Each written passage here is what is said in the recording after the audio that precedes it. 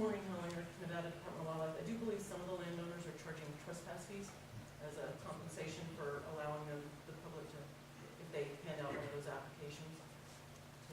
But I don't know if all of them are doing it, but I've heard that that is going on. Okay. And that would make sense. Could we do that? Could we add some tags, or I mean, what would be necessary to add Wappa Valley to that process? So you're asking to basically take this out of a controlled hunt and make it an open quota hunt? Okay, no, I'm not asking that. And the reason is because we have a situation where there's a lot of turkeys on the Overton Wildlife Management area, which is public. And so there are still, there's still a good portion of public land that the turkeys are on. And so I don't think we want to change this structure here, but we want to layer on top of that a process to issue additional tags for private property owners. When birds are on there, but we have, a lot, unless you have a relationship with the landowner, you're not going to get access to it. Yeah, before I made that type of decision, I would have to confer more with our southern region folks. Okay. Find out what they thought about that. It does make it a little bit more complicated that way. Okay, so if you could put that on your radar screen for next season, then I'd appreciate it. Start looking at that as a possibility in Wappa Valley. Final comment out of the cab was with regard to the heritage tags for turkey. Is that, and I'm looking at that, and I believe we can, and it had to do with the season dates with regard to our heritage turkey tag. So they can get that finished. Okay, so that was it. I hope I got it all, Paul Dixon from Park County Captain. You covered it. Okay. All right, any other commissioner? Just a further question, this is clarification. If I asked a question, I was pretty sure I knew the answer, but I want to make sure. And that was, when you're showing an open quota on, we're talking on the Douglas County thing, that is you will issue a tag to every person that applies for that one tag, as long as they meet those requisites. Again, it's basically, it's the landowner's call at that point. Yeah.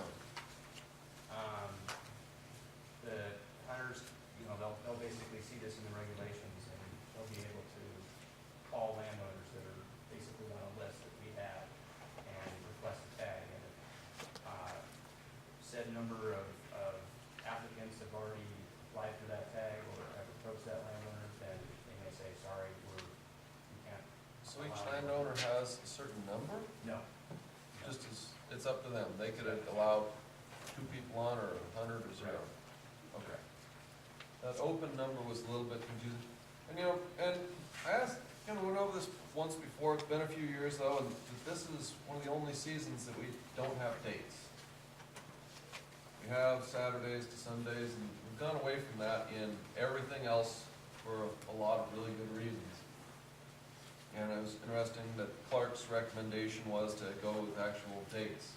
And here we are with turkeys I think it's like one other exception. Everything else has calendar dates. And the reason that we do that is because it's set for a 2-year period. So rather than set those weekend dates and have 2 separate lines for each season, we just use. When all the other Saturday, Sunday. species, we got away from weekends and just went to 10 days, 15 days. Okay, encompasses a minimum of 2 to 3 weekends. And everybody was seems as happy as they can be. Throwing that out there as an option, because we currently have an option out here for Clark County to go with regular dates and set that for a couple of years. We did that with turkey hunters. Didn't work out. They were not happy about going out on Wednesday and only having one weekend and then having them the following Wednesday. Just where I'm at, hey, weekends are Tuesday and Wednesday, 4 days in a row, 3 days in a row. Farmers don't have any in the summer. There's very few people that work regular, normal shifts, so most of the input I get is, hey, what's a weekend? It's not Saturday, Sunday. It's whatever my boss says, and it changes from week to week. So but that's the main thing, is the input you're getting from these other people. Okay, any other commission comment? Seeing none, I'll take it out to public comment. Any public comment on this? Come on up. Craig Burnside, Douglas County. A number of years ago, Carl Lackey came to our board and said he'd been working with Sean and on the West Fork of the Carson River in Alpine County in California. There's turkeys all the way down close to the Nevada border, and Sean evaluated the habitat, said, yeah, this is great turkey habitat.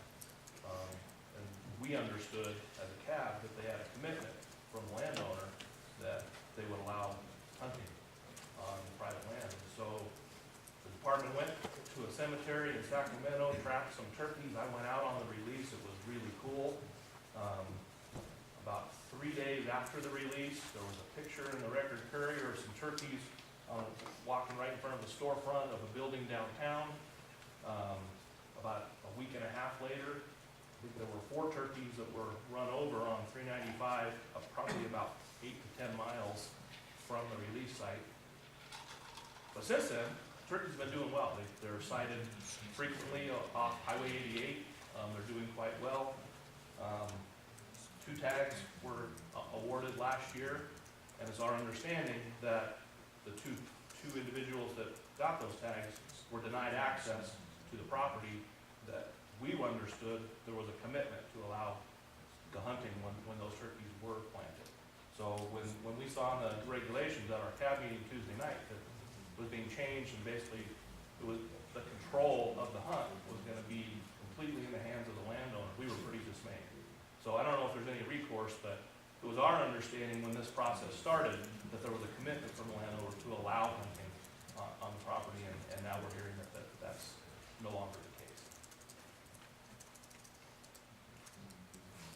Any other public comment? Your turn, Sean. Do you have anything to say about our commitment or lack thereof?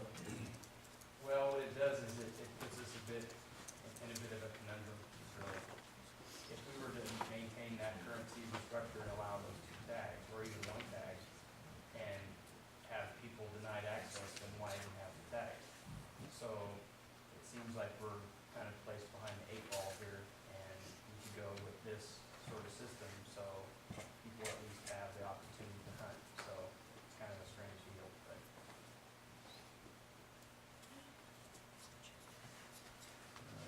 Any commission comment on anything? Seeing none, I'll bring it back to that motion. Yeah, since I crossed over, I'll go ahead and try to make a motion. I would move to approve the wild turkey seasons and quotas as presented by the department and as modified by the in this CR 12-06 amendment 2, with the following changes to the Moapa Valley portion of units 243, 244, 268, 271, and 272 of Stark County.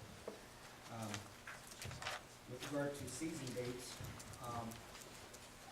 I have dates. If I give you the dates, will you be able to convert that to whatever? Is it a matter of? Yeah, I haven't tried to change season. I'll shift those dates up 1 week. 1 week. Okay, so the idea is to shift all of those dates up 1 week, and if this is a 2-year season, then I think that would be good. So 1 week up for the early season, the mid-season, and the late season, and then with regard to tag quota for the second season, increase that from 4 to 5, and the last season, increase that from 4 to 5. Second.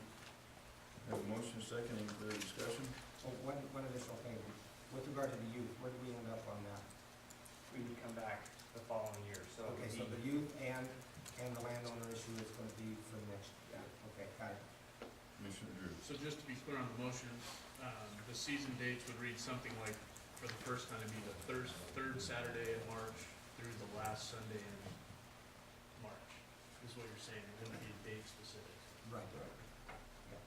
we'll let the department get